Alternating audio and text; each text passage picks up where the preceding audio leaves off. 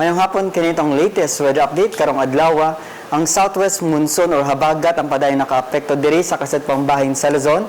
Samtang gawas sa atong Philippine Area of Responsibility natay gi-monitor na weak circulation, padayon kini i-monitor posible siya mahimo na low pressure area.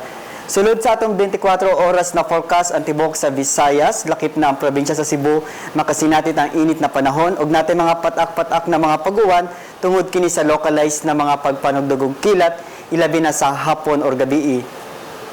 Ang hangin sa tibok sa Visayas hinay ngadto na sa kasarangan ug ang atong kadagatan malinawon ngadto na sa kasarangan ang pagbalod.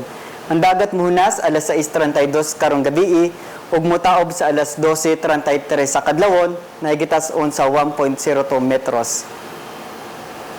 Para sa atong temperatura ugma, ang Cebu mo range sa 26 to 33 degrees Celsius, sa Bohol is 25 to 33 degrees Celsius, Dumaguete is 24 to 33 degrees Celsius, sa Tacloban 27 to 33 degrees Celsius, ug diri sa probinsya sa Samar 24 to 33 degrees Celsius.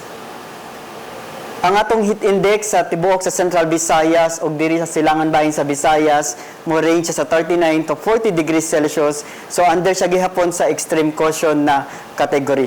Ang adlaw mo silang sa alas 5:35 sa buntag ug para sa atong mga dugang detalye mabisita ta sa atong mga official social media accounts ug sa atong website sa www.bagongdat.pag-asa.dost.gov.ph.